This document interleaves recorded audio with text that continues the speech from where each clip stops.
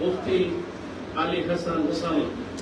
আলোচনা নিয়ে আসছেন প্রিয় ভাই মুফতি আলী হাসান ওসামা। ফজলুল মশকুরা।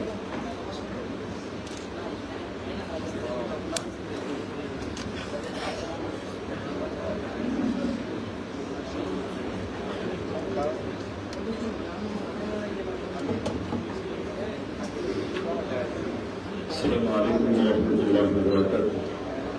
حامدا ومصليا ومسلما أما بعد.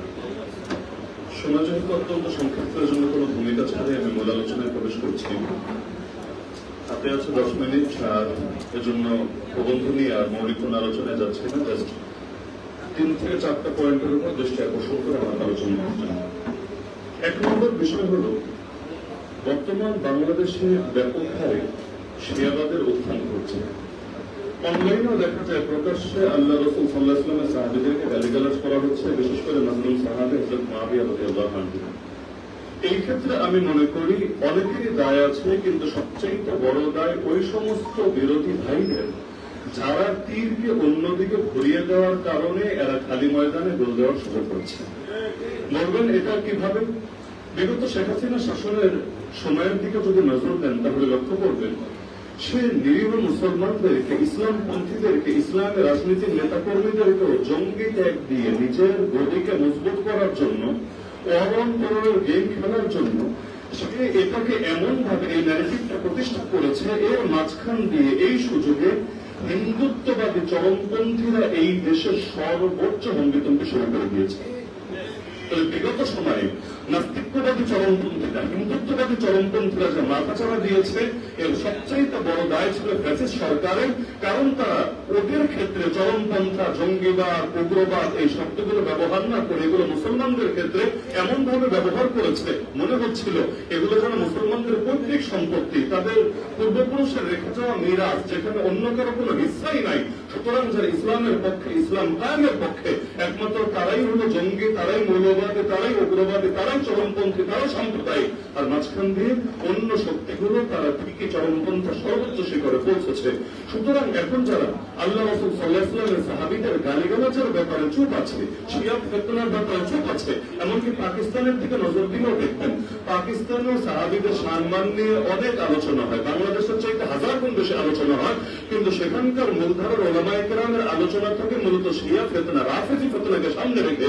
কিন্তু বাংলাদেশে শুধুমাত্র রাজনৈতিক স্বার্থে, নিজেদের দলকে মজবুত করার স্বার্থে, আগামী দিনে 2-4টা সিট দখল করার স্বার্থে কিছু মানুষ এই তীরকে ভিন্ন দিকে ঘুরিয়ে দিয়ে তারা জাতির সামনে ইতিমধ্যে এই ন্যারেটিভ দাঁড় করার চেষ্টায় অনেকটাই এগিয়ে গিয়েছে যে জামায়াতে ইসলামের নেতাকর্মীরা হলো সাহাবী বিদ্বেষী আর বাকি সবাই হলো সাহাবী প্রেমিক। তো যার কারণে জাতিকে ভিন্ন দিকে ব্যস্ত রাখার কারণে নতুন ফিতনা মাথাচাড়া দিয়েছে। আমি মনে করি ইতিহাসের পাতায় এই মুখগুলো কলঙ্কিত হয়ে থাকবে যারা ফিতনার সময় জাতিকে এভাবে মিসগাইড করেছে, বিভ্রান্ত করেছে।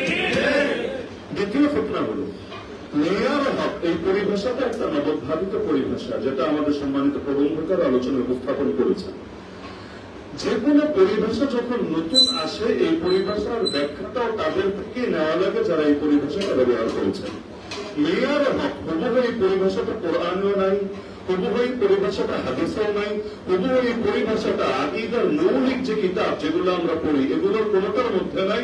হ্যাঁ, আবার এই পরিভাষার স্রষ্টা বা এর নির্মাতা মাওলানা মওদুদীকেও বলার সুযোগ নাই, কারণ তার আগেও একটা বই এই আমাদের ভারতবর্ষে রচিত হয়েছিল যে বইয়ের নামে মেয়ারে হক। যদিও সেটা এই সংক্রান্ত আলোচনা নিয়ে না, তার মানে এই পরিভাষাটা আমাদেরই অঞ্চলে কিছু কিছু মানুষ ব্যবহার করেছে, কিন্তু এটা কোরআন, সুন্নাহ অথবা সালাফে সালেহিন থেকে আসা কোনো পরিভাষা না।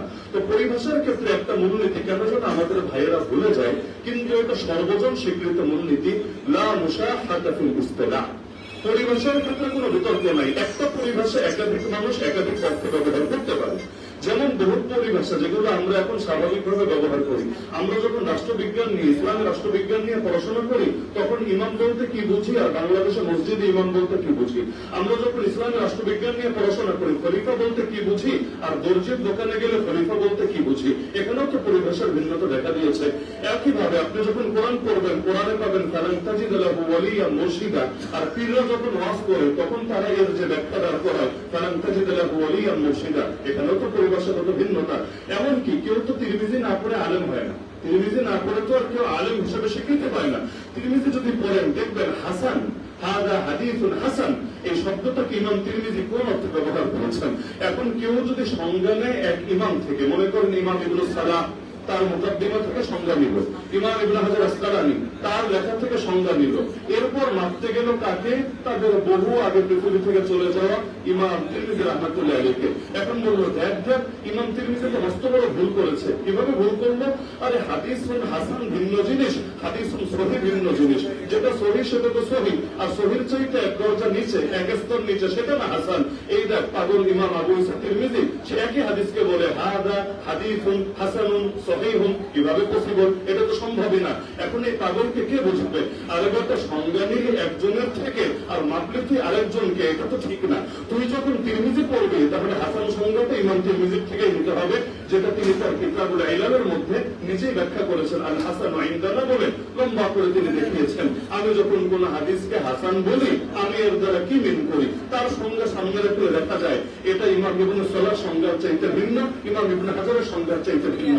এই ভূমিকা আমাকে কেন টানতে হলো? এজন্য টানতে হলো, মেয়ারে হক বলতে আমাদের ওই ভাইয়েরা যেটা প্রমাণ করার চেষ্টা করেন, যেটা সাব্যস্ত করার চেষ্টা করেন, সেটাকে মাওলানা মওদুদী দূরের কথা কোনো একজন মুসলমান অস্বীকার করবে না।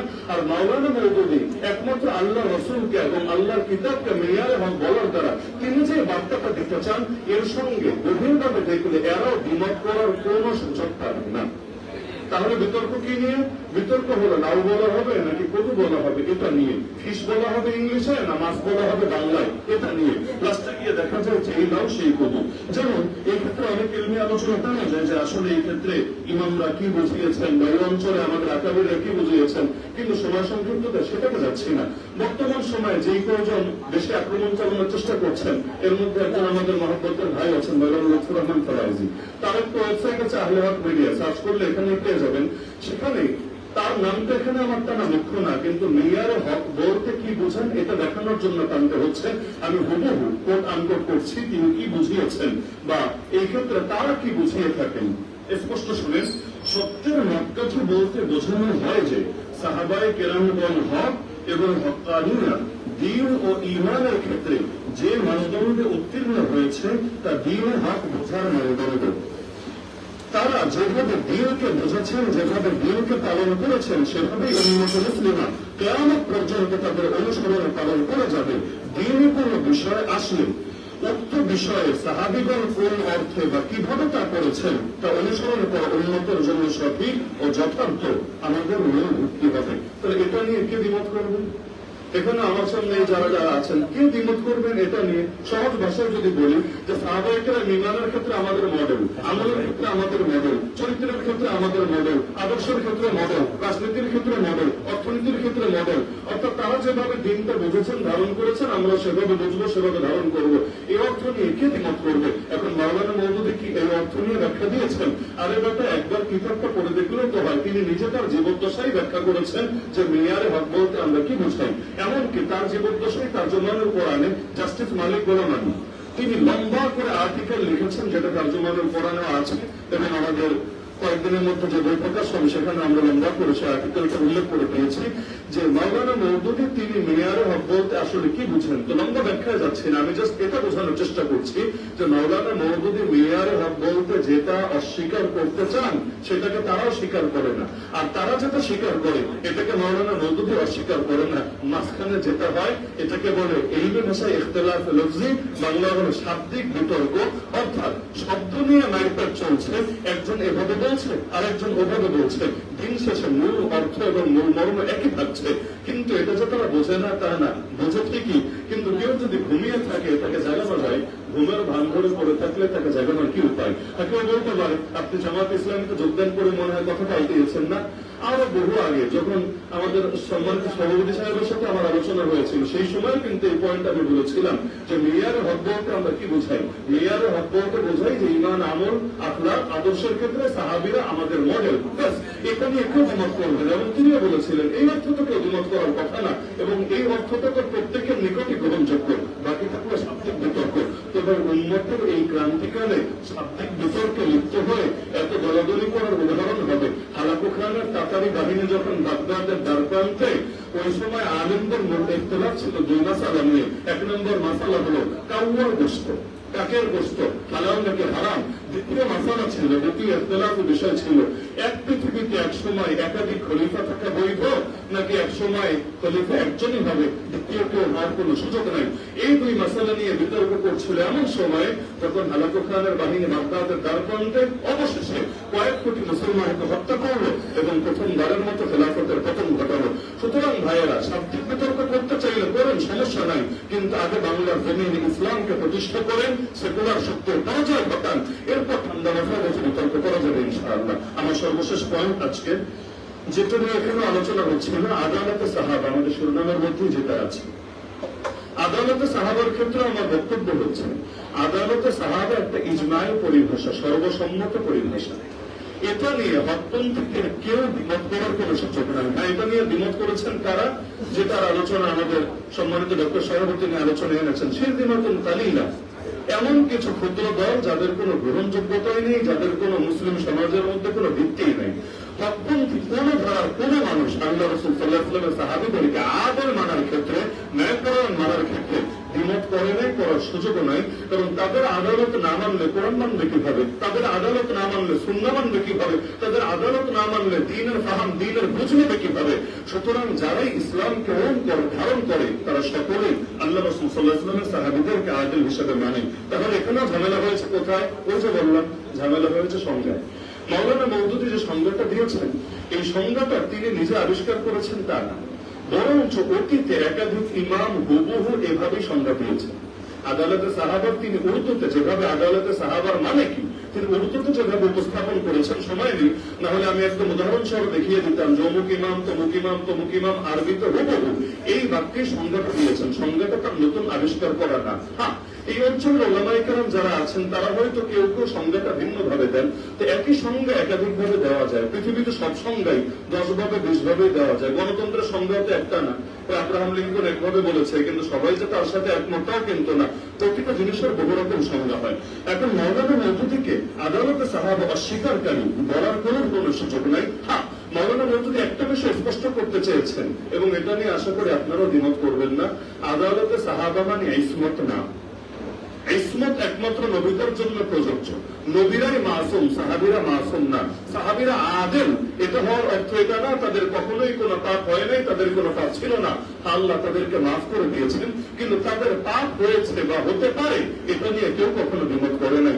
আদালতে সাহাবার মূল কথাই হলো তারা যেই দিনটা আমাদের নিকট পৌঁছে দিয়েছেন, এই ক্ষেত্রে তারা সম্পূর্ণ, মানে আমাদের আলাদা যাচাই করতে হবে না। নতুন কোন ইমামের নাম পড়লে কিতাব খুলতে হয়, এই ইমামের ব্যাপারে অন্যরা কি বলেছে, তিনি কি গ্রহণযোগ্য নাকি অগ্রহণযোগ্য, তিনি কি শক্তিশালী নাকি তিনি দুর্বল। নবীর কোন সাহাবী, আদলা থেকে আদলা সাহাবী, যার নামও হয়তো জীবনে শুনি নাই, এমন বহু সাহাবী আছে যাদের থেকে একটা মাত্র হাদিস পাই, আগে পরে আর কিছু পাই না। কোনো সমস্যার কিছু নাই। যখন জানবো নিশ্চিত ভাবে তিনি সাহাবী, আমার ওই কিতাব ঘেটে দেখতে হবে না তিনি কি সহিহ নাকি তিনি যায়েফ, তিনি কি গ্রহণযোগ্য নাকি তিনি অগ্রহণযোগ্য, কারণ তারা সকলেই আদেল। এই আদালতে সাহাবার ক্ষেত্রে কারো কখনো দ্বিমত নাই। তাহলে ইসমত আম্বিয়া এবং আদালতে সাহাবা, দুঃখের বিষয় হলো আমাদের সিলেটে বিশেষ করে, ধরেন আপনি মাহফিল করতে গেলেন, আপনাকে বিব্রত করার জন্য স্লোগান দেবে, একজন দাঁড়ায় বলবে ইসমতে আম্বিয়া, আর একজন বলবে আদালতে সাহাবা। জাতিকে কি বোঝানোর চেষ্টা করবে? বোঝানোর চেষ্টা করবে জামাত ইসলামী যারা করে তারা ইসমতে আম্বিয়া মানে না, তারা আদালতে সাহাবা মানে না। নাউযুবিল্লাহি মিন যালিক। বাস্তবে যদি জামাত ইসলামী না মানত তাহলে তারা নিঃসন্দেহে গোমরা হতো, আর মানার পরেও যখন না মানার ত্যাগ যারা দিবে, নিঃসন্দেহে তারা আল্লাহর নিকট জালেম এবং ভ্রষ্টকারী হয়ে যাবে। কথা ক্লিয়ার, এখানে অস্পষ্টতার কিছু নাই। যদি না মানে নিশ্চিত গোমরা, আর মানার পরে যারা ত্যাগ দিবে, মানে না, নিঃসন্দেহ তারা জালেম, তারা অপবাদ আরোপকারী। আর যদি এখন ওমর রাদিয়াল্লাহু শাসন থাকতো, তার দরবারে বিচার যেত, তাহলে মায়ের যে কয়টা পিঠের উপর পড়তো আল্লাহ ভালো জানে। এমনকি এটার জন্য তাদেরকে হয়তো বিভিন্ন ভাবে শাস্তির সম্মুখীন হতে হতো। আল্লাহ তাআলা তাদেরকে এবং আমাদেরকে সবাইকে সঠিকভাবে বোঝার তৌফিক দান করুন। তো যে নির্দিষ্ট সময় ছিল, সময় ইতিমধ্যে শেষ হয়েছে। আর 3টা পয়েন্ট আমি যে মৌলিক বার্তাটা দিতে চেয়েছি আশা করি মোটামুটি স্পষ্ট হয়েছে। আর যেহেতু এই বিষয়ে বই প্রকাশ হচ্ছে, ইনশাআল্লাহ শীঘ্রই আসবে। আপনাদের সকলের অগ্রিম দাওয়াত থাকলো, আর আমি ব্যক্তিগতভাবে দাওয়াত পৌঁছানোর চেষ্টা করবো ইনশাআল্লাহ। সৈয়দ আবুল আলম মহমুদ রহমতুল্লাহ কলমে জামাত ইসলামের আকীদা এই শিরোনামে একটা বৈঠক আসছে ইনশাআল্লাহ। সেখানে যে পয়েন্টগুলো আমি বললাম সবগুলো নিয়ে বিস্তারিত আলোচনা আছে। আল্লাহ তাআলা আমাদের সবাইকে সত্যতা বোঝার এবং জানার তৌফিক দান করুন, আমিন। ওয়া মা আলাইনা ইল্লাল বালাগুল মুবিন। যারা আজকের এই প্রোগ্রামের আয়োজন করেছেন আল্লাহ সবাইকে জাযায়ে খায়র দান করুন। ওয়া আখিরু দাওয়ানা আলহামদুলিল্লাহি রাব্বিল আলামিন।